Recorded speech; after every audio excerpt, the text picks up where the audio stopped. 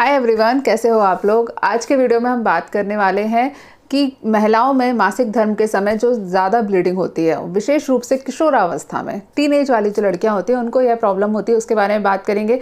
Please topic सुनते ही skip मत कर देना। मुझे पता है मेरे 90% जो फॉलोअर्स हैं वो मेल हैं और मैक्सिमम 20 से लेकर 40 साल की एज के बीच में आते हैं, लेकिन अच्छा भाई बनने के लिए, अच्छा पिता बनने के लिए, अच्छा दोस्त बनने के लिए यह नॉलेज का होना बहुत ज़्यादा ज़रूरी है। तो प्लीज़ वीडियो पूरा देखिए।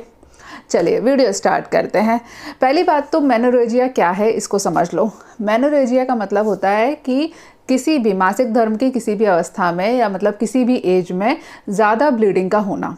जब भी आपको ब्लीडिंग आती है, नॉर्मली फीमेल्स में 3 दिन से लेकर 5 दिन तक ब्लीडिंग रह सकती है, जिसमें से 2 या 3 दिन हैवी फ्लो रहता है, ज़्यादा ब्लीडिंग होती है और उसके बाद में थोड़ी सी स्कैंटी ब्लीडिंग होती है, मतलब कम होती जाती है।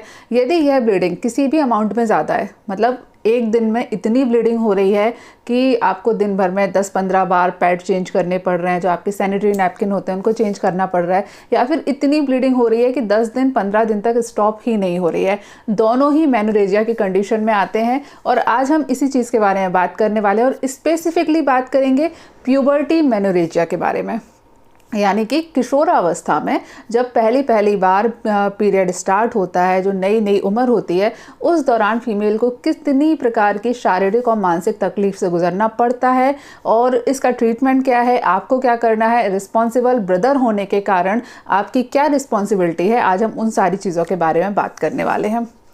ठीक है, क्या होता है जब लड़कियों को शुरू में पीरियड आता है। पहले तो पीरियड की साइकिल समझ लो, होता कैसे है। पीरियड में सबसे पहले आपके दिमाग से, मेनली हाइपोथैलेमस से कुछ हार्मोन निकलते हैं। हाइपोथैलेमस क्या है? हमारे ब्रेन का एक पार्ट है। हमारा ब्रेन जो होता है 3 पार्ट में डिवाइड होता है। आगे फोर ब्रेन होता है, फिर मिड ब्रेन होता है, सबसे नीचे वाला हिंड ब्रेन होता है। तो जो फोर ब्रेन होता है, यह जो आगे वाला जो पार्ट होता है, उसमें एक हिस्सा होता है जिसको बोलते हैं हाइपोथैलेमस। यह हाइपोथैलेमस ब्रेन का तो काम करते ही करता है, साथ साथ बहुत सारे अलग अलग प्रकार के हार्मोन्स निकालने का काम भी करता है। मतलब थोड़ा सा ग्लैंड है कि ऑर्गन है, इस मामले में थोड़ा कन्फ्यूजन चलता है। ठीक है, तो ये क्या बहुत सारे अलग अलग प्रकार के हार्मोन निकालता है। उनमें से एक हार्मोन निकालता है GnRH hormone, gonadotropin releasing hormone. यह हार्मोन क्या करता है? पिट्यूटरी ग्लैंड के पास जाता है। पिट्यूटरी ग्लैंड होती है, ये भी हमारे दिमाग में ही, मतलब जो ब्रेन का हिस्सा है उसी में नीचे की साइड में स्थित रहती है। ये पिट्यूटरी ग्लैंड फिर अपने आगे और हार्मोन रिलीज करती है। ये जो हार्मोन रहते हैं वो फीमेल और मेल वाले रहते हैं। ये हार्मोन जाके ओवरी के ऊपर काम करते हैं, यूटेरस के ऊपर काम करते हैं और उसकी वजह से फिर फाइनली पीरियड स्टार्ट होता है। अब क्या हो रहा है, जब बच्ची 13-14 साल की है, छोटी है, 10-11 साल की है, जब उसके शरीर में सभी प्रकार की चीज़ों का डेवलपमेंट चालू हो रहा है। ठीक है, यूट्रस भी ग्रोथ करना चालू कर रहे हैं, ओवरी भी फंक्शनली एक्टिव हो रही है, क्योंकि उससे पहले तो इनएक्टिव कंडीशन में थी, फंक्शनली एक्टिव होना चालू हुई है ओवरी। यूट्रस की भी साइज ग्रोथ हो रही है, हार्मोन्स लेवल भी कम ज़्यादा हो रहे हैं। तो इस दौरान क्या होता है कि ये जो पूरा साइकिल है ये थोड़ा सा गड़बड़ हो जाता है। गड़बड़ इसीलिए क्योंकि पता नहीं है, जिस प्रकार से और सारी चीज़ें नई होती हैं उसी प्रकार से ये भी एक नई चीज़ है जो बॉडी में स्टार्ट हो रही है। तो बॉडी के बाकी सारे ऑर्गन और इन ऑर्गन्स को खुद काफ़ी ज़्यादा कन्फ्यूजन रहता है और इस कन्फ्यूजन की वजह से बड़ा ही अप डाउन हो जाता है। अप डाउन मतलब कभी हार्मोन बहुत ज़्यादा मात्रा में निकल आते हैं तो बहुत सारी ब्लीडिंग इकट्ठी हो जाती है, फिर बहुत सारी ब्लीडिंग निकलना चालू हो जाती है। कभी कभी हार्मोन्स निकलते ही नहीं है कि ब्लीडिंग ही नहीं आए, अब्सेंस पीरियड हो गया, 2 महीने 3 महीने हो गए, पीरियड ही नहीं आ रहा है। 3 महीने के बाद पीरियड स्टार्ट हुआ तो इतना आया कि अब रुकने का नाम नहीं ले रहा है। इस प्रकार से फीमेल्स की साइकिल गड़बड़ हो जाती है और इस दौरान बहुत ज़्यादा चांसेस होते हैं मेनोरेजिया डेवलप होने के, यानी कि हैवी ब्लीडिंग होने के। हैवी ब्लीडिंग दोनों प्रकार की हो सकती है। कई बार साइकिल छोटी हो जाती है, हर 15 दिन में, हर 20 दिन में पीरियड आने लगते हैं। कई बार पीरियड तो टाइम पर आते हैं या फिर कई बार 1-1, 2-2 महीने चढ़कर भी आते हैं, लेकिन जब आते हैं तो इतने आते हैं कि 20 दिन 25 दिन तक लगातार खून चलता रहता है। अब मैंने स्पेशली शुरू में कहा कि आदमियों को यह बात जानना बहुत ज़रूरी है, उसका कारण मैं आपको बता देती हूँ। अभी रिसेंटली कुछ दिन पहले ही मैंने एक केस देखा जिसमें एक प्यारी सी छोटी सी बच्ची को, 13 साल की बच्ची को, उसके 3 भाई, रक्षाबंधन से कुछ दिन पहले की बात है, वो उसको लेकर आए डॉक्टर को दिखाने के लिए, यानी कि मेरे पास दिखाने के लिए। जब हमने उसका चेक किया तो उस बच्ची का हीमोग्लोबिन केवल 5 पॉइंट निकला। 5 ग्राम की मात्रा में उसके अंदर हीमोग्लोबिन था। क्यों हुआ इतनी कमज़ोरी? क्योंकि उस बच्ची को पिछले 3 महीनों से पीरियड काफ़ी ज़्यादा हो रहे थे। अब चूँकि हमारे यहाँ इंडियन सोसाइटी में कोई भी इस बारे में बात नहीं करता, बच्चे कई बार अपने माता पिता तक को नहीं बताते, माता पिता को बच्चे की कंडीशन के बारे में नहीं पता होता, भाइयों को तो बिल्कुल ही नहीं पता होता है कई बार। तो वो एक छोटी सी बच्ची जिसके पास 3 भाई हैं जो कि इसकी प्रोटेक्शन करते हैं, उसको प्यार करते हैं, लाड करते हैं, लेकिन उसके बावजूद उसकी इतनी ज़्यादा बुरी कंडीशन हो गई। 5 पॉइंट खून आना बहुत बहुत बुरी कंडीशन होती है। तुरंत ब्लड ट्रांसफ्यूजन करना पड़ता है और उस दौरान चलिए ब्लड ट्रांसफ्यूजन से उसकी जान तो बच जाएगी, लेकिन पिछले 3-4 महीनों में उसने जो सफ़र किया फिजिकली और मेंटली, वो प्रॉब्लम को हम बहुत जल्दी आइडेंटिफाई कर सकते थे और ठीक कर सकते थे यदि उस बारे में बात की जाती।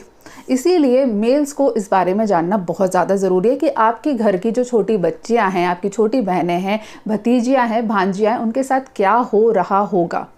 ठीक है, इस चीज़ को ध्यान रखो। अब यहाँ पर ये जो कंडीशन आ जाती है, ठीक है, 3-4 महीने में ब्लीडिंग हो रही है, ज़्यादा ब्लीडिंग हो रही है, इसके बहुत सारे कॉज होते हैं। कॉज मैंने स्टार्टिंग में मेनली एक जो कॉज है वो आपके साथ शेयर कर दिया कि हार्मोन्स की गड़बड़ है, वो फिजियोलॉजिकल है। उसके अलावा 3-4 इंपॉर्टेंट चीज़ें होती हैं जिनकी साइकिल है। साइकिल है पूरी। साइकिल इसलिए है क्योंकि खून कम होने से हीमोग्लोबिन और प्लेटलेट्स काउंट कम होने की वजह से भी ये प्रॉब्लम डेवलप होती है कि हैवी ब्लीडिंग स्टार्ट होती है। और फिर उल्टा भी होता है कि हैवी ब्लीडिंग की वजह से खून की कमी हो जाती है, फिर इस खून की कमी की वजह से फिर से हैवी ब्लीडिंग होती है, फिर हैवी ब्लीडिंग की वजह से और खून की कमी हो जाती है, फिर और खून की कमी की वजह से हैवी ब्लीडिंग होती है। ठीक है, ये एक पूरा सर्कल बन गया। मतलब बीमारियों ने उस छोटी सी बच्ची को पूरी तरीके से जकड़ लिया, अपने चंगुल में फंसा लिया, एक सर्कल बना के उसमें। ठीक उसी प्रकार से कई बार थायराइड प्रॉब्लम की वजह से 13-14 साल की एज में जब बॉडी में अलग अलग प्रकार के हार्मोन्स चेंज हो रहे होते हैं तो उस समय पर थायराइड हार्मोन भी चेंज होता है। ऑब्वियस सी बात है, अगर पूरी बॉडी में चेंज आ रहे हैं तो एक अकेली बेचारी थायराइड ग्लैंड क्यों रहेगी कि हमको कुछ चेंज नहीं करना है। वो भी अपने आप में बहुत सारे चेंजेस करती है। तो उसकी वजह से, इस चेंजेस आने की वजह से बच्चियों में थायराइड प्रॉब्लम डेवलप हो जाती है। दोनों प्रकार से हाइपोथायरॉयडिज्म हो सकता है और हाइपरथायरॉयडिज्म हो सकता है, यानी कि कम मात्रा में थायराइड हार्मोन का निकलना और ज़्यादा मात्रा में थायराइड हार्मोन का निकलना। इन दोनों ही कारणों के कारण फीमेल्स में पीरियड साइकिल में प्रॉब्लम क्रिएट होती है। ठीक है, अब यहाँ पर भी फिर से डेवलप हो जाएगा।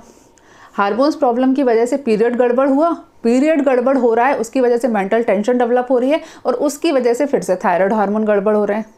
ठीक है, फिर से एक साइकिल बन गई, एक नई साइकिल ने बच्ची को घेर लिया कि पहले थायराइड प्रॉब्लम डेवलप हुई क्योंकि इसकी एज थी, उस एज में उसने थायराइड में थोड़े से कम ज़्यादा हार्मोन निकालना चालू किया, कन्फ्यूजन हो गया। उस थायराइड हार्मोन की वजह से यूट्रस साइकिल, जो मेंस्ट्रुएशन साइकिल है वो गड़बड़ हुई। मेंस्ट्रुएशन साइकिल गड़बड़ हुई तो बच्ची को टेंशन हुई, बेचारी बच्ची किसी से बात कर नहीं पा रही थी, घबरा गई, टेंशन में आ गई। लोग क्या कहेंगे, मम्मी पापा डांटेंगे, भाई बहन समझेंगे नहीं, कैसे बोलूँ, शर्माऊँ। धार्मिक रूप से अछूत कंडीशन में आ जाते हैं कई बार लोग कि धार्मिक रूप से कुछ गलत काम है। ये सारी टेंशन ने बच्ची के अंदर इतना सारा टेंशन क्रिएट किया मानसिक दिमाग में कि उसकी वजह से थायराइड प्रॉब्लम और ज़्यादा बढ़ गई। ठीक है, ये एक नई साइकिल बन जाती है। और उसके बाद एक फीमेल की एक विशेष डिसीज़ होती है PCOS, जो कि मेनली किशोरावस्था में देखने को मिलती है, पॉलीसिस्टिक ओवेरियन सिंड्रोम।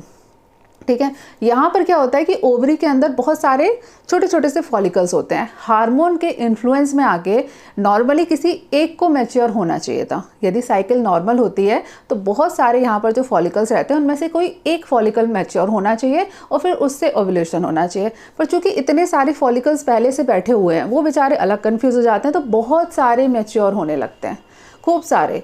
पूरी ओवरी है, उसमें बहुत सारे सिस्ट बन गए। एक बनना चाहिए था, एक भी नहीं बनना चाहिए था, उसको भी मैच्योर होना चाहिए था, लेकिन वो बहुत सारे के सारे मैच्योर हो गए, बहुत सारे फूल गए। किसी ने अपने अंदर पानी इकट्ठा कर लिया, किसी ने अपने अंदर खून इकट्ठा कर लिया, तो पूरी ओवरी के अंदर ऐसे छोटे छोटे छोटे से बबल्स की एक गांठ बन गई, जिसको कहा जाता है PCOS। ठीक है, PCOS कंडीशन में आता है। अब इसमें क्या होता है, बच्ची को पेन बहुत होता है, पेट में दर्द चालू हो गया। अब बेचारी अलग परेशान, एक तो पीरियड गड़बड़ है, ऊपर से पेट में दर्द हो रहा है, मतलब दो परेशानियां एक साथ क्रिएट हो गई। इतनी सारी प्रॉब्लम क्रिएट किस वजह से हुई? क्योंकि हमने पीरियड के बारे में बात नहीं करी, क्योंकि हमने पीरियड के बारे में बच्चों को बताया नहीं, समझाया नहीं, और उस दौरान उनको जो चेंजेस लाने चाहिए अपनी बॉडी में, अपने लाइफ स्टाइल में, और घर वालों को जो चेंजेस लाने चाहिए उस बारे में कभी सोचा नहीं। तो इतनी सारी जो प्रॉब्लम्स होती हैं उनका जो सोल्यूशन होता है, अब मैं उसके बारे में आपसे बात करूँगी। इसका जो सोल्यूशन है, अगर सबसे पहला सोल्यूशन इसका ये है कि आप अपनी बच्चियों को एजुकेट करें, बहुत ज़्यादा ज़रूरी है। बच्चियों को आपकी यह जो मेंस्ट्रुएशन साइकिल है इसके बारे में प्रॉपर नॉलेज होनी चाहिए। यह कोई धार्मिक रूप से अछूत फिनोमेना नहीं है, आप धार्मिक रूप से अपवित्र नहीं हो जाते। ये कोई ऐसी चीज़ नहीं है कि जिसके दौरान बच्चियों को अलग कोने में बैठा दिया जाए और उनको बिल्कुल अलग कर दिया जाए, किसी से बात नहीं करनी है, किसी से बोलना नहीं है, कुछ नहीं करना है। ऐसा करने की ज़रूरत नहीं है। उनको एजुकेट करिए, ये एक नॉर्मल साइकिल है। जिस तरीके से शरीर में और बाकी साइकिल होती है, हम सांस लेते हैं, हम सुसु पॉटी जाते हैं, हमारा हार्ट अपना एक काम करता है, ब्रेन काम करता है, उसी तरीके से फीमेल के अंदर रिप्रोडक्टिव साइकिल का एक बहुत इंपॉर्टेंट पार्ट होता है मेंस्ट्रुएशन का होना। तो इस बारे में एजुकेट करना बहुत ज़्यादा ज़रूरी है। दूसरी बात जो आप लोगों को करनी है कि यदि किसी बच्चे के साथ ये कंडीशन डेवलप हो जाए तो आपको एक चीज़ ध्यान रखनी है कि उसको एश्योर करिए, रीअश्योर करिए, अपने आप को भी थोड़ा सा टेंशन फ्री करिए, क्योंकि यह एक नॉर्मल चीज़ है। बॉडी के अंदर हार्मोन्स लेवल चेंज हो रहे हैं, बॉडी में ग्रोथ आ रही है, मैच्योरिटी नहीं है, जिसकी वजह से प्रॉब्लम आ रही है। तो सबसे ज़्यादा तो बहुत ज़्यादा ज़रूरी है कि आप खुद पैनिक नहीं करें और बच्ची को भी थोड़ा सा सांत्वना दें, उसको समझाएं कि पैनिक करने की ज़रूरत नहीं है। तीसरी चीज़, आपको डॉक्टर के पास में विज़िट करना है। डॉक्टर के पास जब आप जाएंगे तो डॉक्टर आपको एक्स्ट्रा हार्मोनल सप्लीमेंट देंगे। क्या होता है, हार्मोनल सप्लीमेंट आयुर्वेद के नहीं होते, ये एलोपैथी के सिंथेटिक हार्मोन्स होते हैं, मतलब आर्टिफिशियली बनाए गए हार्मोन्स होते हैं जो इक्विवेलेंट होते हैं बॉडी के हार्मोन्स के हिसाब से। अब ये क्यों देने पड़ते हैं उसको भी थोड़ा सा समझ लो। अब जैसे मान लो आप साइकिल चला रहे हो, एग्जाम्पल दे रही हूँ, कई लोग ना मेरे एग्जाम्पल को बड़े सीरियसली ले लेते हैं। एग्जाम्पल है, उदाहरण है समझाने के लिए। जैसे मान लो आप लोग साइकिल चला रहे हो, तो साइकिल में जब चैन उतर जाती है तो क्या करते हैं, हम चैन को पहले सेट करते हैं, उसके बाद 1-2 बार पहिया हाथ से घुमाना पड़ता है। जब आप उसको हाथ से घुमाते हो तो चैन चढ़ जाती है। ऐसा नहीं है कि आप साइकिल चलाते चलाते में बार बार हाथ से पहिया घुमा रहे हो। एक बार स्टार्टिंग के लिए 1-2 साइकिल उसको हाथ से घुमाने पड़ते हैं, 1-2 सर्कल उसके हाथ से बनाने पड़ते हैं। ठीक है, ठीक इसी प्रकार से जो गाड़ी है, कोई 4 व्हीलर है, कोई जीप है, कोई जिप्सी है, कोई भी गाड़ी है, तवेरा, स्कॉर्पियो, वॉटएवर आप सोच लो। ठीक है, अब वो गाड़ी इतनी पावरफुल है कि 8-10 लोगों को बैठाल करके पहाड़ भी चढ़ सकती है। लेकिन कभी कभी जब वो बंद हो जाती है, जब बैटरी डाउन हो जाती है, तो उन 8-10 लोगों को थोड़ा सा धक्का देना पड़ता है, हल्का सा धक्का देना पड़ता है। थोड़ा सा अपना 4-5 मीटर भी उसको धक्का दिया तो गाड़ी पिकअप कर लेती है। ऐसे ही कई बार हमारी बॉडी में हो जाता है, जब बॉडी में बहुत ज़्यादा गड़बड़ी हो जाती है, हार्मोन इन्फ्लुएंस बहुत ज़्यादा गड़बड़ होते हैं और बॉडी अपने आप को सपोर्ट नहीं कर पाती, ठीक नहीं कर पाती। ऐसी कंडीशन में थोड़ा सा एलोपैथी की हेल्प लेनी पड़ती है। एलोपैथी के जो हार्मोनल सप्लीमेंट होते हैं 2 महीने के लिए उनका प्रयोग किया जाता है। ये जो हार्मोनल टैबलेट होती है ये नंबर बाय नंबर आती है, 1 2 3 4 इन पर लिखा हुआ रहता है और पीरियड साइकिल के हिसाब से ही इनका प्रयोग करना होता है। बहुत ईजीली अवेलेबल होती हैं, 40-50 रुपए की आती हैं, बहुत ज़्यादा आपका कोई खर्चा नहीं होगा। ये जो हार्मोनल टैबलेट है इसका प्रयोग आपको 1 महीने या 2 महीने तक के लिए बच्ची को करवाना पड़ सकता है। इसके साथ में आपको याद रखना, ये जो हार्मोनल टैबलेट है इनका प्रयोग थोड़ी देर करना है। यदि बहुत लंबे समय तक के लिए प्रयोग किया, कई बार एलोपैथी के डॉक्टर लंबे समय तक के लिए प्रयोग करवा देते हैं, 6-6 7-7 महीने के लिए, तो फिर पूरी लाइफ लॉन्ग के लिए हार्मोनल डेफिशिएंसी हो जाती है। क्योंकि जब आप बाहर से बहुत ज़्यादा देने लगोगे तो बॉडी इनएक्टिव हो जाती है कि भैया बाहर से तो मिल रहा है, हमको क्या करने की ज़रूरत है। जब बाहर से थोड़ी सी हेल्प करते हो तो बॉडी अपने आप को ठीक करने की कोशिश करती है कि भाई थोड़ी सी हेल्प मिल रही है, बाकी तो हमें ही करना है। बहुत सिंपल सा कॉन्सेप्ट है। गाड़ी को आपको स्टार्ट करवाना है तो आपको उसको लंबी दौड़ी पे नहीं ले जाना है कि 1 किलोमीटर धक्का ले रहे हो, थोड़ा सा धक्का देना है। ठीक इसी तरीके से कुछ समय के लिए, 1 महीने 2 महीने के लिए हार्मोनल सप्लीमेंट का इस्तेमाल करना पड़ता है। ठीक है, अब आप क्या करोगे, डॉक्टर के पास में विजिट करोगे तो डॉक्टर आपको ये हार्मोनल टैबलेट देंगे, इनका आपको इस्तेमाल करना है।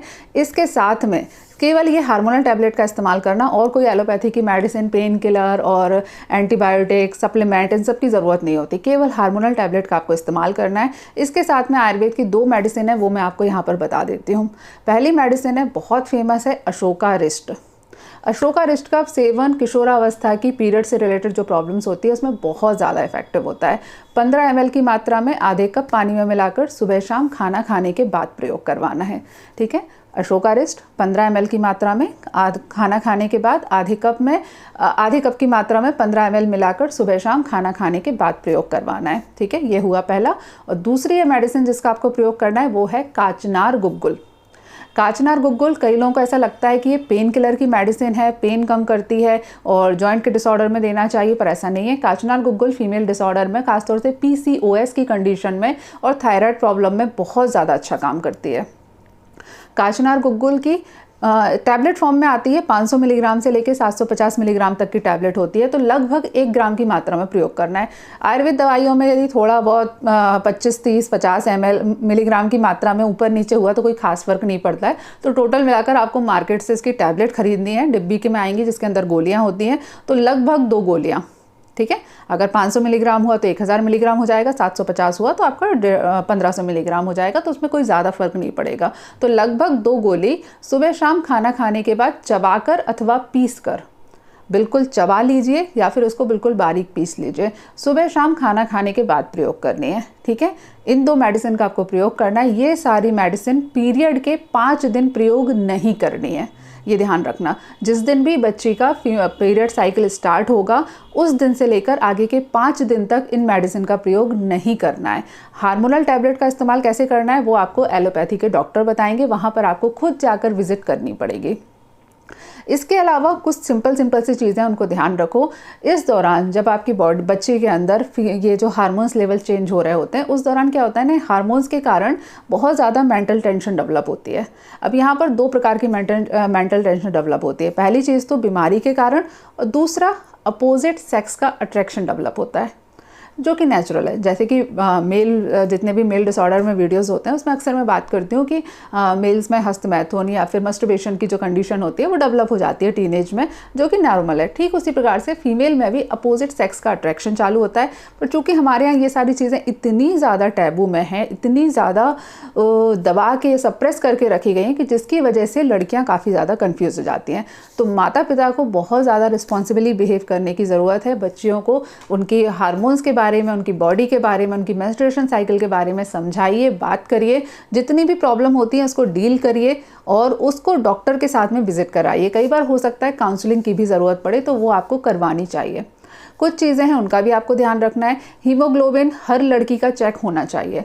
11 साल से लेकर 16 साल तक की अवस्था में हर लड़की को कम से कम साल में 2 बार अपना CBC काउंट करवाना ही चाहिए, कंप्लीट ब्लड काउंट, जिसमें 3 चीज़ें इंपॉर्टेंट रहेंगी। पहली चीज़ तो हीमोग्लोबिन, दूसरा प्लेटलेट्स काउंट और तीसरा ESR।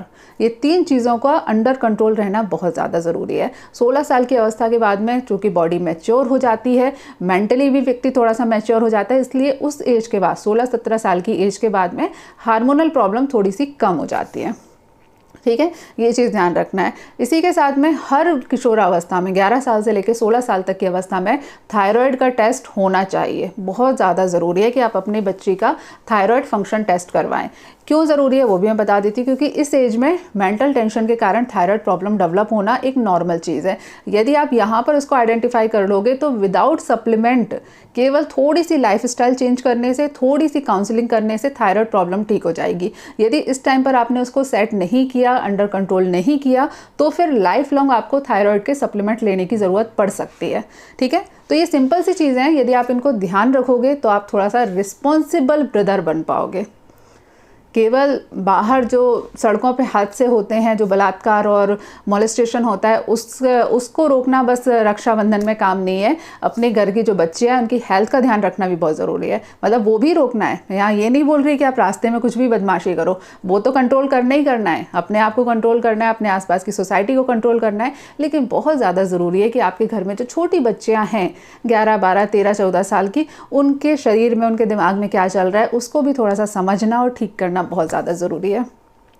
चलिए आज के लिए इस वीडियो में इतना ही। नेक्स्ट वीडियो में आपसे मुलाकात होगी। आपका कोई सवाल है इस पर्टिकुलर हेल्थ कंडीशन से रिलेटेड तो कमेंट करके बताइएगा। और मेरे फेसबुक और इंस्टाग्राम दोनों ही पेज पर मैं एक्टिव हूँ, तो प्लीज़ दोनों पर जाकर मुझे फॉलो करें, सब्सक्राइब करें, शेयर करें। और शुद्ध आयुर्वेद की यदि नॉलेज चाहते हैं तो learning Ayurveda with doctor Neha को सब्सक्राइब करें। सभी प्रकार की लिंक आपको डिस्क्रिप्शन में मिल जाएगी। चलो बाय बाय।